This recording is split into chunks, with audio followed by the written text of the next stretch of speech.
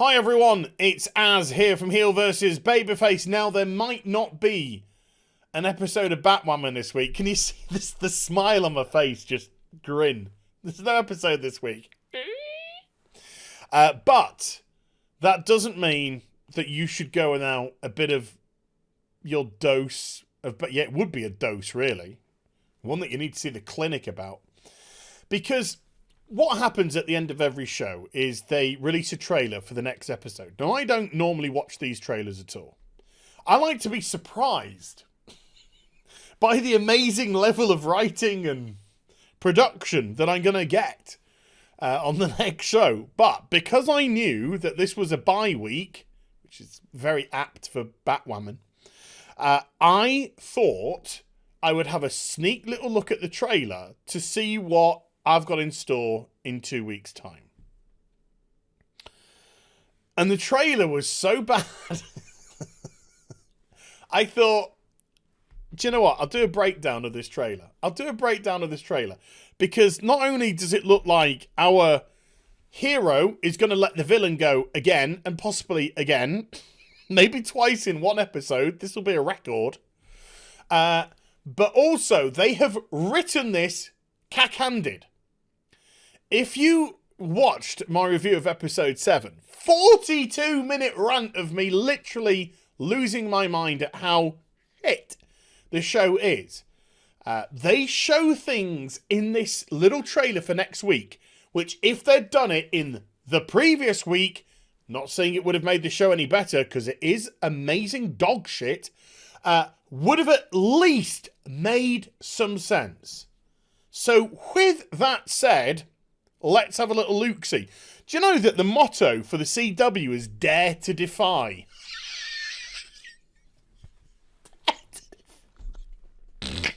Dare to defy good writing. So let's get into it, right? So it starts off with somebody coming around after being unconscious. And we see Alice start to appear. And Alice says something along the lines of, "Hello, Daddy Dearest." Yes, the trailer starts off with Dougray Scott, Jacob, I think I referred to him as Joseph in the last one, Jacob, being kidnapped by Alice. Now, this drove me nuts, because if you watch the previous episode, it said that Jacob has gone off to chase down a lead for the missing doctor. The doctor who, you know, decided to put faces on his son because his son had a disfigured face. And during the course of the show, it's mentioned twice. Jacob is upstate. He's away. And then he suddenly just turns up out of nowhere. Just turns up. You know, just walks into the office, gets himself a nice thick drink, starts chugging down the liquor. Nobody asks how things went. Nobody questions why he didn't check in or anything like that. No. And then it's later revealed that it wasn't Jacob at all. It was Mouse. It was Deus Ex Mouse. The shittest character in the world and the laziest character in the road. Because why? Because Mouse can just wear a mask and look like anyone, talk like anyone, and also, for reasons, his body just seems to mould into the exact shape of whoever he's transformed into as well. Lazy writing. Oh, how can we do this? Oh, we'll just have somebody that can do anything. Somebody that can look like anyone, sound like anyone. It's laziness of the truest order. It's where a writer can't actually come up with anything decent to construct. Plot-wise, whatever plans they're going to do in terms of villainous activities. So he just turns up at the base, just, like I said, necks down the juice, meets up with Dougray Scott's future ex-wife, has a chat with her, thinks he's done something, which doesn't make a lick of sense, because as soon as Dougray comes back, he wouldn't have had those conversations with us. He'd be like, bitch, what are you talking about? So that didn't make sense. And then at the end of the episode, right at the end, we see Dougray just driving in his car going, hi, just checking in. I'm coming back home. We're going to stop over. I'll be back in Gotham tomorrow. So Mouse could have got caught out at any time. Didn't do anything while he was there. Didn't make a lick of sense. But they start off this episode, or the next episode, with him getting kidnapped. After the fact that Mouse has already implanted himself in the Crows. Not, by the way, also that he'd be able to get himself into the security firm because he wouldn't have keys, he wouldn't have retina, he wouldn't have fingerprints, wouldn't have anything that would get him in. He just turns up because plot is shit and writers are shit. But if he'd got kidnapped at the start of episode 7, at least it would have made sense, even though Mouse is a complete Deus Ex shithead. I shouldn't be getting vexed. So it's like, oh, hi, Daddy. Then we're greeted with, guess who is talking to who? Yes, Batwhaman is talking to Alice. Kate is talking to Alice again. Kate, I've got an idea. Fucking arrest her! Fucking take her by her hair and drag her into custody. I know that for you might mean hanging them up by some fucking chains and torturing them. Take them to the police. No, just have a chit chat with her. Oh, okay. And she's like, where's Daddy? And she's just like, so she lets Alice go again. You know, and if she says, well, if you arrest me, so, you know, I'm already thinking 2 steps ahead because I'm trying to think of logical progressions. So if she says, well, you can't, if you take me in, Mouse is going to kill your daddy. Fine. If I take you in and he kills your dad, I'll fucking kill you. I mean, she's got no morals. She's not a hero. She's kidnapped people, tortured people, broken shit, let a murderer go that's killed five people since she let her free. She don't give no fucks to this thing here. Oh, dear God.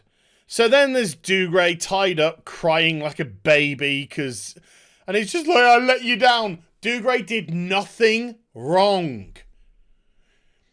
When his daughter fell down the bridge in the car and went missing, he looked for her. He searched for her. When she called him up from the crazy fuck's house, he went to the house. She didn't call out. Kate's right next to the door that she's in. The door, by the way, that was that thick, according to the camera. She didn't cry out and say, I'm here, but they said if I call out, they'll kill you. So come back later or something. Anything like that. No, just keeps quiet. Okay, she's a kid, let's just give her the benefit of the doubt. But then, Dougray Scott's new girlfriend, wife, I mean, the time that he seems to have got together with the Asian lass seems to be really fucking quick after the death of his wife. Hi, Asian woman, my wife died today. That's great. Fancy a fuck? That seems to be the logical progression of their relationship. She put deer skull fragments and said, we've found these fragments, we've had them tested, they're your data. So Dougray has always thought his daughter's dead. Due to A, his daughter not calling out.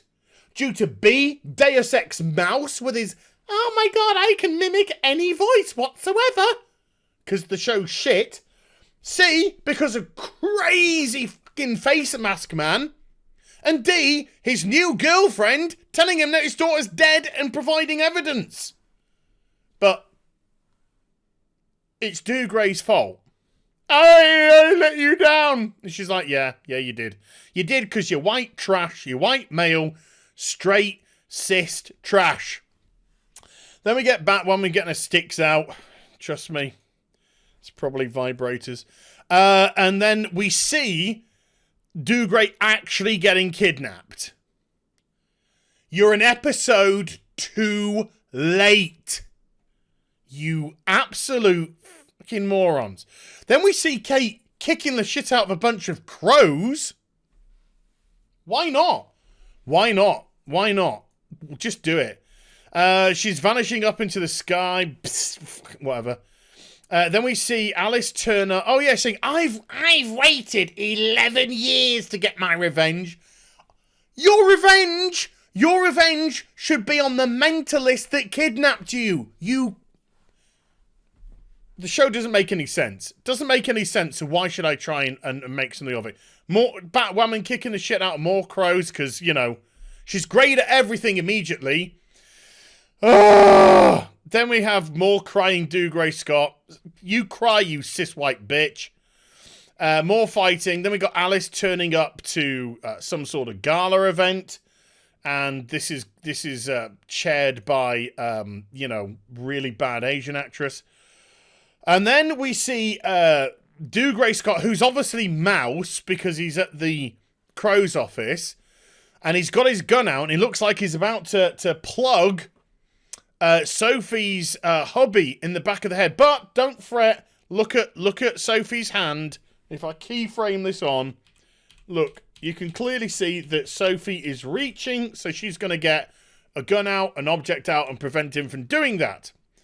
And then we have Batwoman stick Alice up. So they've met again, because now she's in a Batwoman outfit.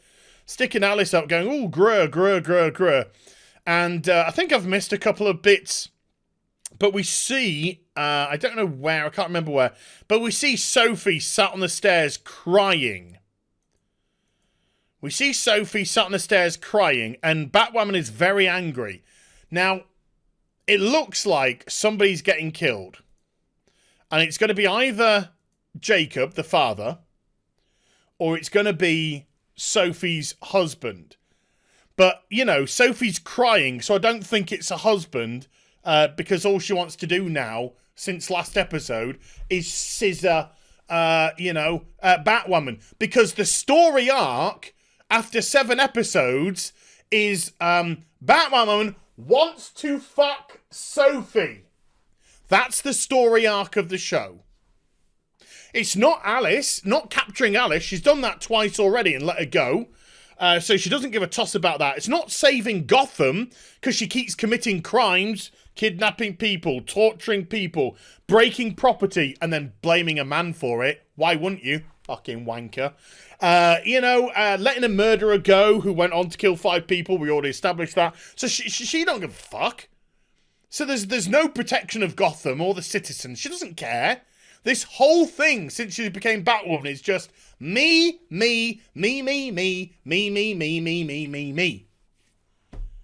I've ranted on for 13 minutes about a fucking 40-second trailer. Oops. So, it looks like the next episode is going to be hot garbage, which is... Ooh, can't wait. Let's just, before we finish, a couple of things. Firstly, let's just have a look at the ratings. Look at the ratings. So, look at this. This is absolute garbage.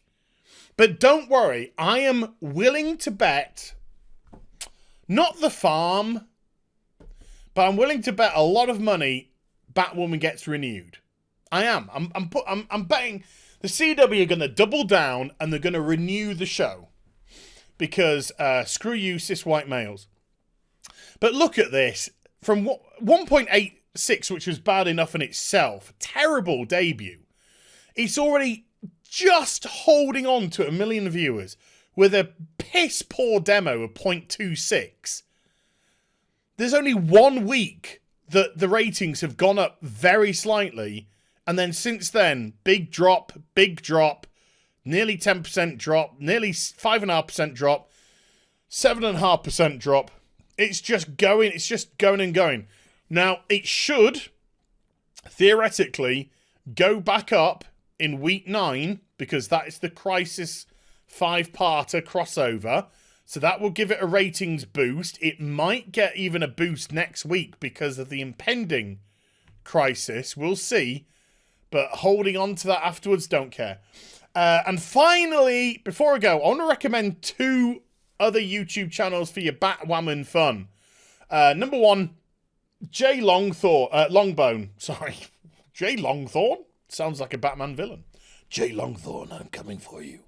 Jay Longbone, she makes some absolutely hilarious Batwoman reviews. Has me in stitches laughing. So go check him out if you like, subscribe-y. And then also Thorias Unlimited. I watched their trailers too. This is only Batwoman, by the way, folks. I'm not going to lie. And they're very meticulous. You know, they really get into the minutiae of it, while I just go into the angry rant about it. So, but they're both very good in their own right. So check them out if you likey, subscribe to them. But yeah, they wrote the whole thing backwards, and still blaming. Now they've managed to get Dougray to blame himself as well, while everybody else who is actually guilty completely absolves himself in anything. Awesome sauce. So I hope you enjoyed the rant. If you did, give it a thumbs up and also subscribe to the channel. Follow me on social media and Twitch for live streaming links. They're in the description box down below. And I'll be back with some more stuff very soon. You take care. Bye for now.